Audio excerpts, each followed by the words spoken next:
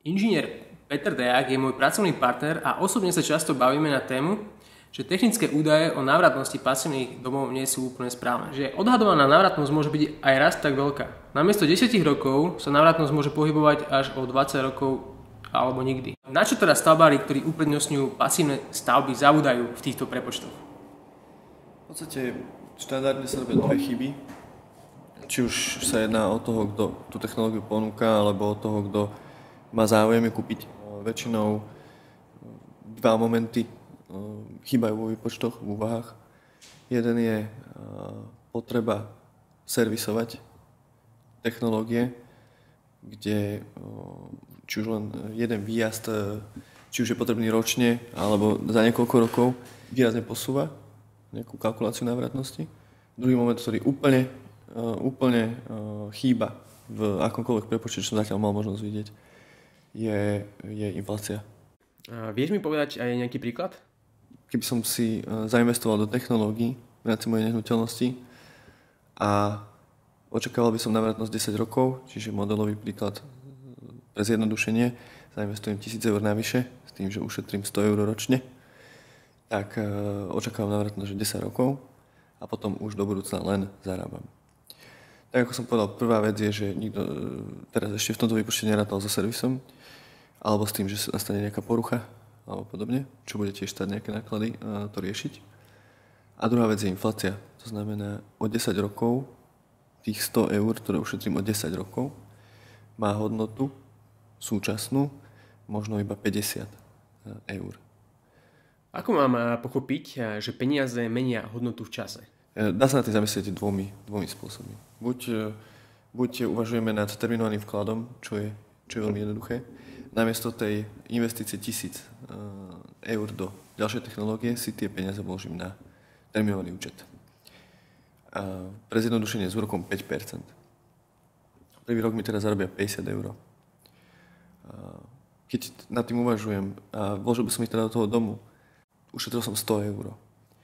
Na tom terminálnom účte som získal 50 eur.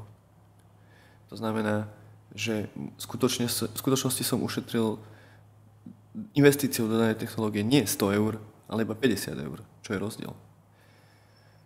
Ak by sme takto uvažovali každý rok, potom návratnosť je dvojnásobne taká dlhá, 20 rokov.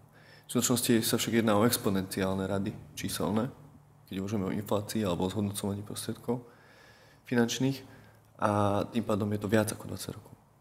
Nie je to lineárna súvislosť, ale exponenciálna. Inými slovami, dá sa povedať, že investícia do pasívneho štandardu je návratná, ťažko návratná, ak vôbec. Alebo respektíve bavíme sa o dlhých časových horizontoch. Spomínal si ale, že sa dá nad tým uvažovať dvoma spôsobmi. Druhý pohľad na vec je minimalizácia mesačných nákladov. V prvej časti som hovoril o tom, že neinvestovať, pretože tá návratnosť je slabá. Radšej dám peniaze do banky napríklad. Ale druhá stránka mince je samotný náklad potrebný na údržbu alebo chod nejakej domácnosti.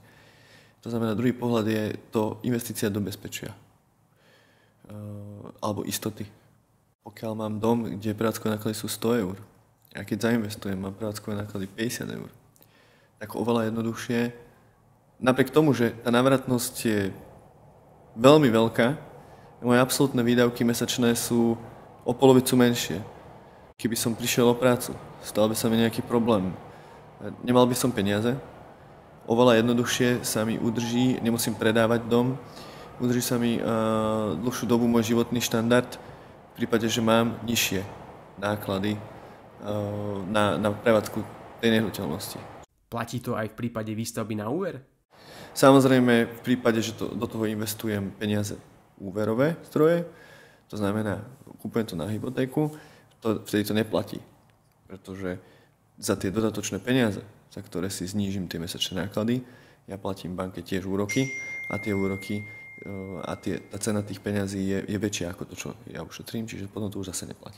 Oplatí sa vôbec finančne niekomu stavať pasívny dom?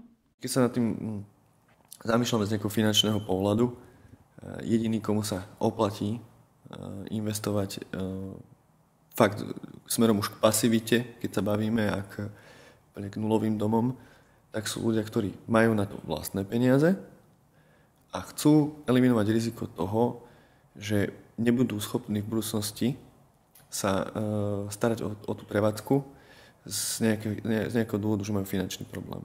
Tak budú mať minimálne mesačné náklady a tým pádom nebudú mať na krku ten nôž. Oplatí sa vôbec finančne niekomu stavať pasívny dom? Samozrejme, treba brať aj praktickosť toho využitia architektúru a ďalšie veci. Že keď už ideme do tej pasivity, tak ten predpísaný tvar tam určitý je. Orientácia nehnuteľností, sklon strechy, ako sú rozmiestnené miestnosti a tak ďalej, pretože pasívny dom musí využívať slnečné svetlo, musí pracovať s tepelnými ziskami z toho, že sa tam varí, že sa tam nachádzajú tie osoby, ktoré tam bývajú a tak ďalej. Okrem toho, že tým pádom nemôžem mať dom akomkoľvek tvare, čo je napríklad pre mňa osobne problém a nestojí mi to za to, že ho mám pasívny. Okrem toho musím dodržiavať určité pravidlá a rutiny bývania, aby mi tie kvázi fiktívne pasívne výpočty aj sedeli a to obmedzuje môj život, to obmedzuje môj spôsob, akým užívam tú nehnuteľnosť. Si uvedomujem, ako musím dodržať určité pravidlá, či už pri výstavbe a potom aj pri užívaní tej nehnuteľnosti a som s tým OK. A zároveň nefinancujem nehnuteľnosť z úverových zdrojov, tak potom áno, potom môžem ísť do pasivity. Potom je to pre mňa dobrá voľba. Ďakujem. Tak mám tu ešte jednu otázku. Ako je to v porovnaní s nízkoenergetickými domami? Ako vychádza prepočet tu? Dneska už sa dá povedať, že domy, ktoré by neboli od základu nízkoenergetické, nikto nestavia. Toto je iba trošku iná téma. Dnešné domy, ktoré sa stávajú, sú štandardne nízkoenergetické. V prípade, že to tak nie je, tak vo vašom prípade tak skôr to považujem za nejakú chybu. A tie ceny nízkoenergetických domov dneska sú v podstate základné ceny, bežné ceny domov, čiže tu sa nebavíme o nejakých dodatočných investíciách.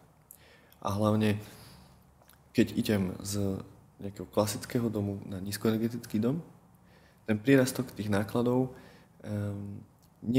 nemusím vynaložiť toľko eur na to, aby som znížil tú spotrebu napríklad na polovicu, ako keď ju chcem znížiť na štvrtinu už pri tej pasivite. Tam už tie náklady exponenciálne idú hore. To znamená, že ja môžem dostať za jedno dodatočne investované euro, keď idem zo 100 kWh na 50 kWh, tak môžem dostať výrazne väčšiu úsporu v kWh na metr štvorcový rok, ako keď idem z tých 50 na 25. Tam už potrebujem dať viac eur za ušetrený kWh. Čiže tam už to začína ísť exponenciálne hore, preto nízkoenergetické domy sú cenovo dostupné a sú v podstate takým dobrým štandardom dneska.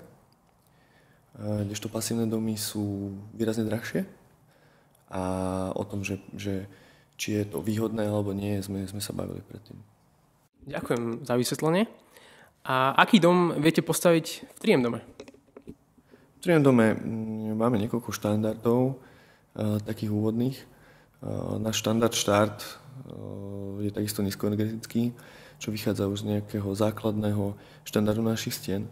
To znamená, bez hľadu na to, aký máme tvar architektúry, ten dom je vždy nízkoenergetický. Vyplýva to z technológie samotnej. Teda pasívne domy nestaviate vôbec?